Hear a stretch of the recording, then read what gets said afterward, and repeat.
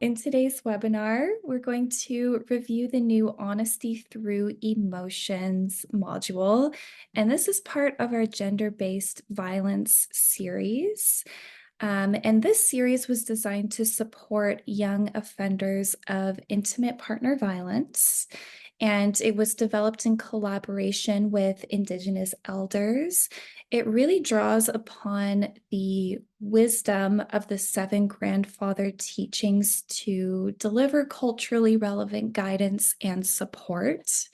And through these teachings, participants are empowered to confront harmful behaviors, cultivate healthier relationships, and contribute positively to their communities. So I highly recommend checking out the other modules in this series, and we do have 2 more coming up this year.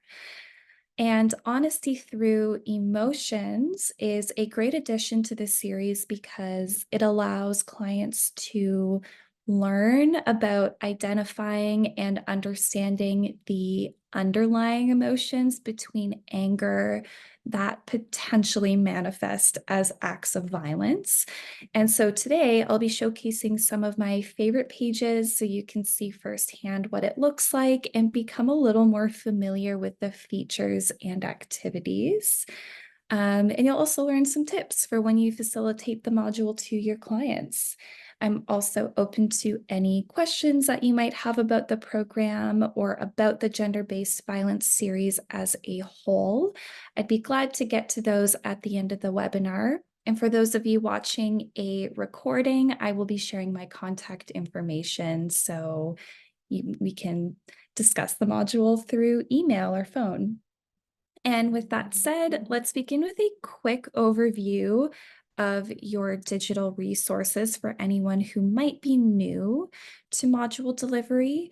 So I just pressed the guide button that was located on that module card.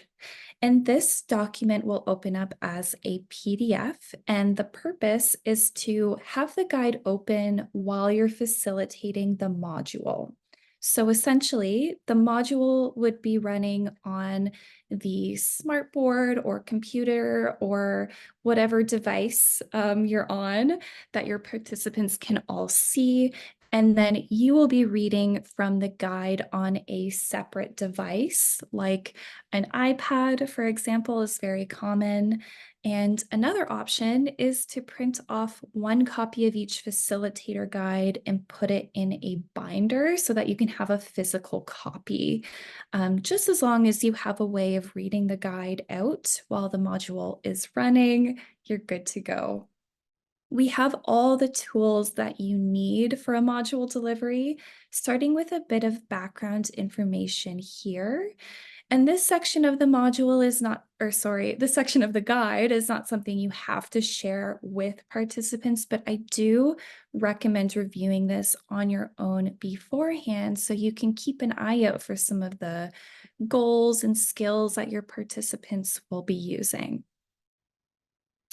We have a little bit of background information, including the key elements and why we include them in the program.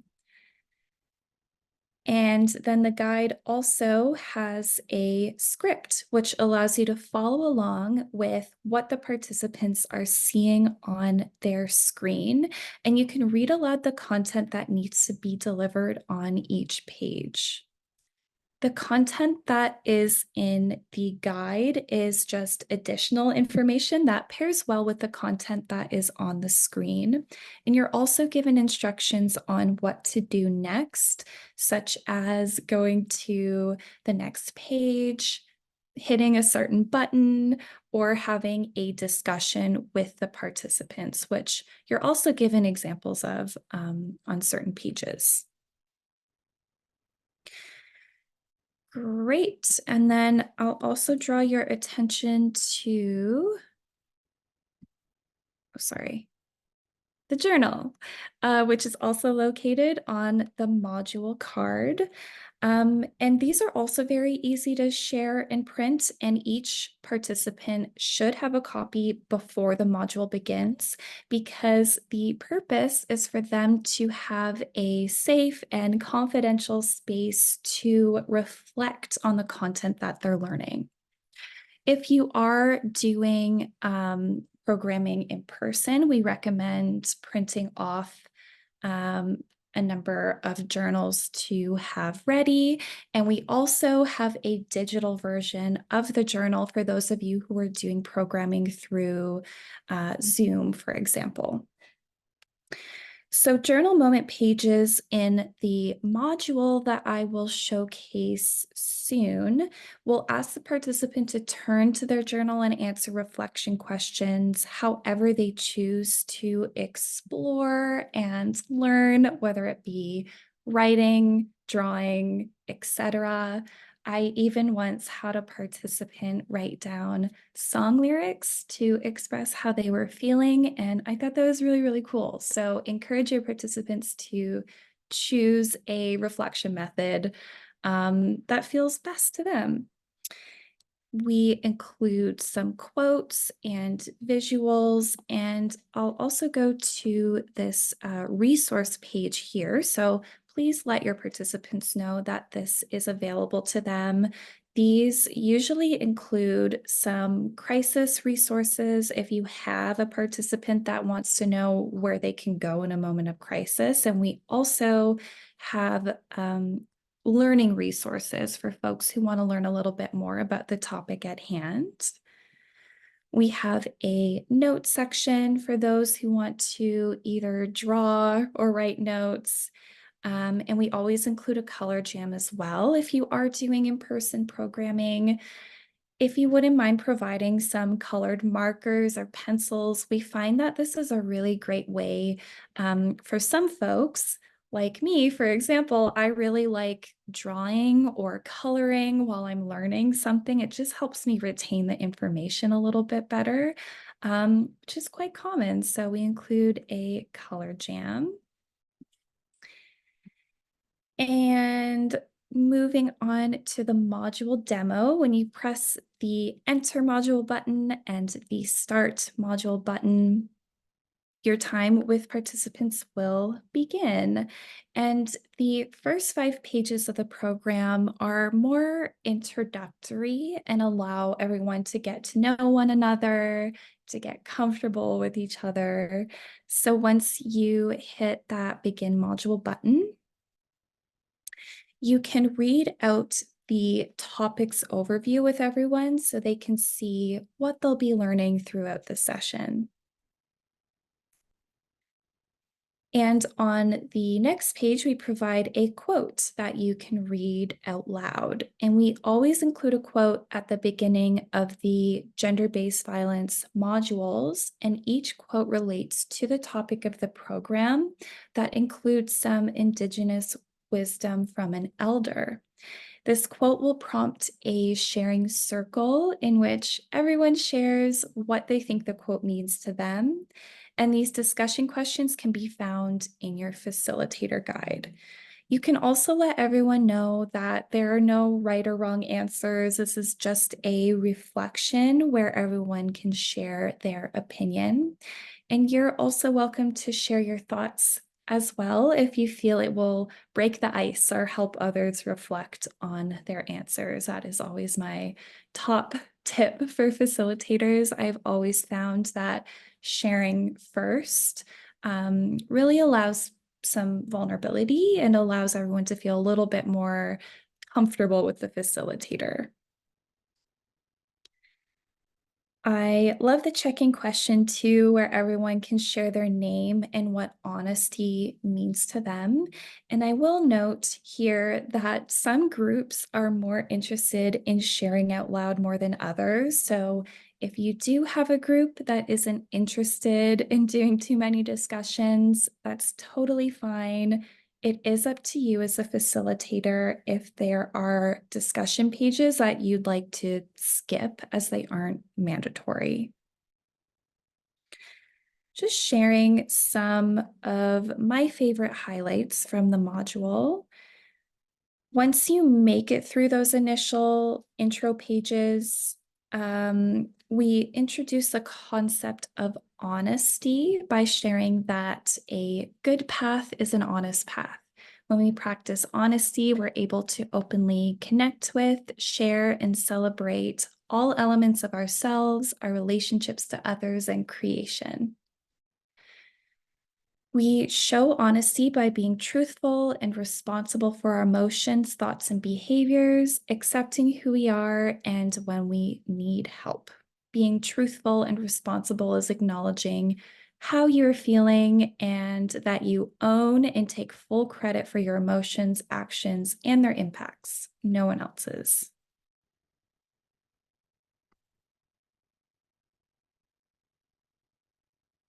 So here we have the introduction to the journal moment, which will have the following reflection questions when you press the View Journal Questions button. I just love the visuals on this page so much.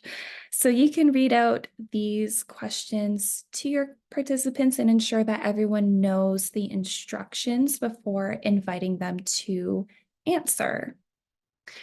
So I always recommend giving about 5 minutes for a journal moment. And if you're in a physical space, you can walk around the room and ask how everyone's doing and let them know that you are there if they need clarification on a question.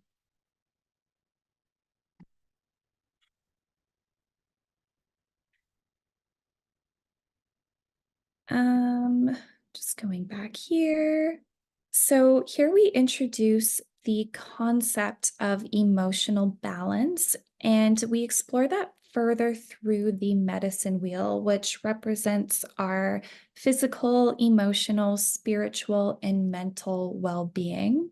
And when one area of our emotional well-being is affected, the rest of them are as well, which kind of highlights the topic of the gender-based violence series is living in harmony and in balance. I love this page because it effectively highlights how emotions that are difficult to feel can actually be our teachers. So while it's uncomfortable to feel negative emotions, sometimes we can reduce the shame of those emotions by acknowledging that those feelings have a purpose. The feelings exist because they are trying to tell us something important. So for instance, if I were to scrape my knee by accident, the pain would indicate that I need to take care of the wound.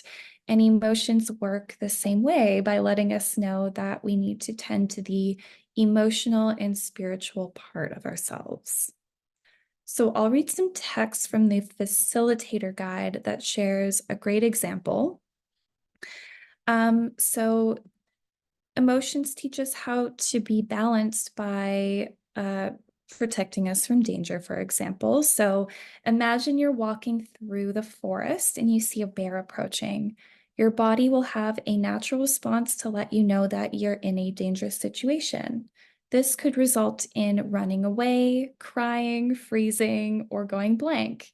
These are all examples of how the body responds to danger, whether it's a bear in the woods or a conflict with a loved one. Emotional responses can result from real or imagined dangerous situations. When the situation is imagined, it still feels real to the body. Emotions can also help us build healthy relationships. Sharing our emotions with others and nature strengthens our relationships with ourselves, others, and creation. Positive emotions like happiness and joy lead to positive reactions, while difficult emotions like anger and grief can cause negative emotions. Understanding the emotions we're feeling helps us manage them effectively.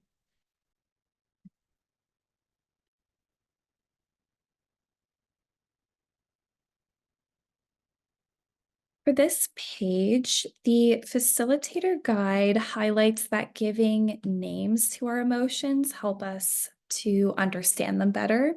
When we give our emotions names, we can tame them. So this means that we don't let our emotions dictate how we act as they connect our thoughts and feelings, but it's important that we remember that we're not defined by our emotions. They're very temporary and change over time.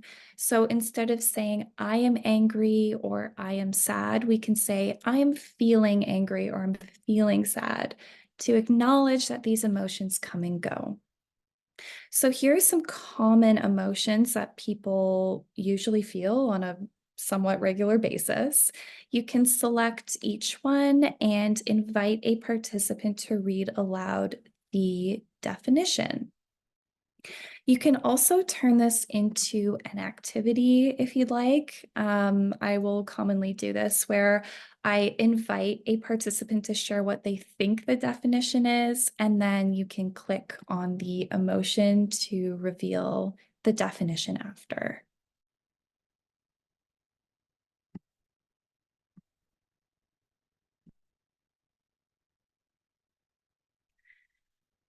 And here we have a really useful activity that allows everyone to explore their emotions further. So you can read out the scenario on the left side and invite everyone to share one or two emotions that they would feel in that situation. And you can type them into the input fields on the right.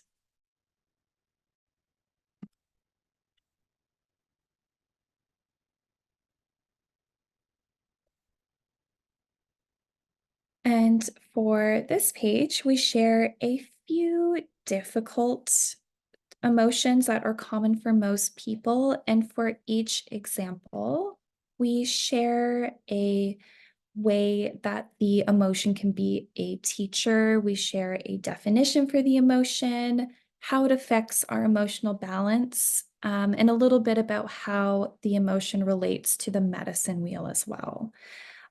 So just as an example, I'll share the excerpt from the facilitator guide that reads, when we view anger as a teacher, we may find that our anger is a result of other emotions, such as fear of rejection and fear of criticism, or feeling vulnerable. We can also view our anger as an iceberg, where the visible tip at the top is anger, and the submerged section is composed of the underlying emotions that result in anger.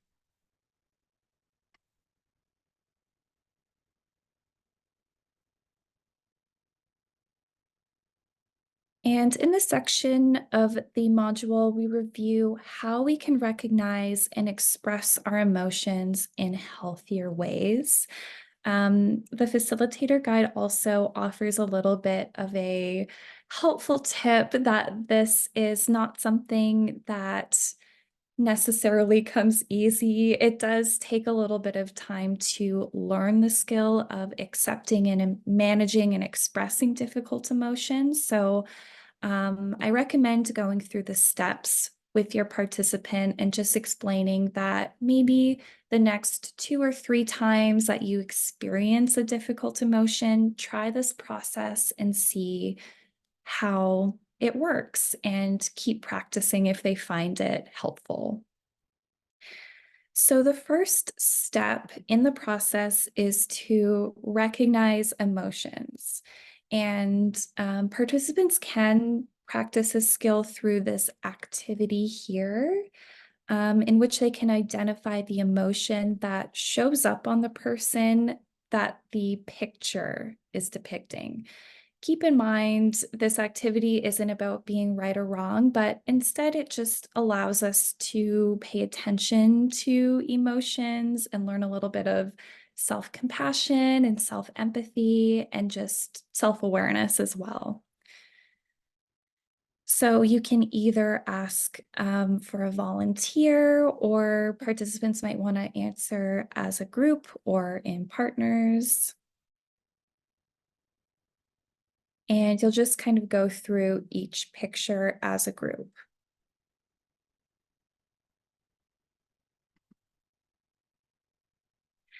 And then it's also important that we accept the difficult emotion by welcoming it as a teacher. It can be hard sometimes to welcome an emotion as a teacher, especially if it is difficult to feel or if it's painful. So instead, it's helpful to start practicing the skill of acknowledging emotions in a more neutral way. There's no right or wrong way to feel. Our emotions simply just exist. So you can say something like, "This is sadness. I'm feeling sad. I welcome you as a teacher to guide me. I'm listening to your wisdom." That really helps neutralize the emotion.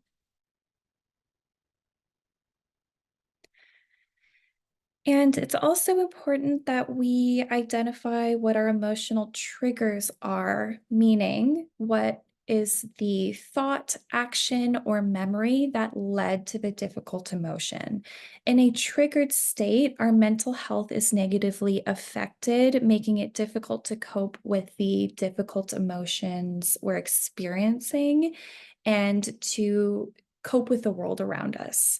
And the facilitator guide provides common scenarios one might feel on a regular basis because of triggers. And of course, as always, when we encounter a part of any module that discusses difficult topics, we do include a trigger warning and some ways to identify how a participant might be feeling triggered and what you can do in those moments together as a group.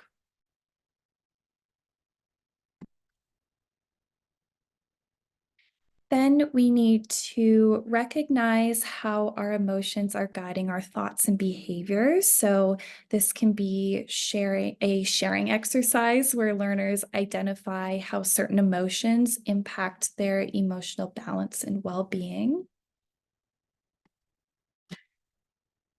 And sometimes we need to identify how intense those emotions are. So, although naming our emotions and going through the other steps can help reduce intensity of the emotion, sometimes they can remain really intense. So, we need to learn how to gauge the intensity. So, for example, what do you do if you are in the red zone? And we include a mindfulness activity here. It's called the stop practice. I'll share a few seconds of what that sounds like here.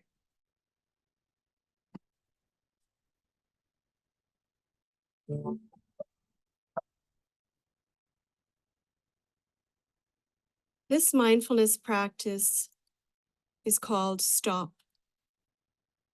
STOP is an acronym, STOP. It allows you to remember to be mindful throughout the day, which can be hard sometimes. But luckily, we can use the STOP technique as a reminder. The S stands for stop, and this means stop what you're doing. Take a pause. The T stands for take. It means take a few deep breaths in and out. The O stands for observe, and this means observe how you feel in the present moment. Great. So that's a really great resource. I'd recommend just kind of going through the different zones, red, green, and yellow, how participants can identify they're in that zone, which is included in the guide, and then going through these resources with the group. And as we conclude the module, you can let your group know that there is a take home practice for them in their journals that they can complete whenever they would like on their own time. I always recommend that if you have extra time at the end with your group, you can do this all together. But for this particular exercise, they can do it at home. If they're comfortable, we have a cleansing prayer. And then to conclude the program, prompt a sharing circle in which each participant can share how they think honesty through emotions helps strengthen their relationships with others. Again, this can be kind of a complex question for some folks, especially if they are new to this concept. So I always recommend coming into the session with a few of your own prepared answers. I find that helps a lot. Thank you so much for joining me for today's Discovery webinar. I am leaving my contact information up on the screen in case there are any questions, comments, or feedback. I'm always happy to hear from you, and I'm always available to help support you in your facilitation journey. Thanks and have a great day.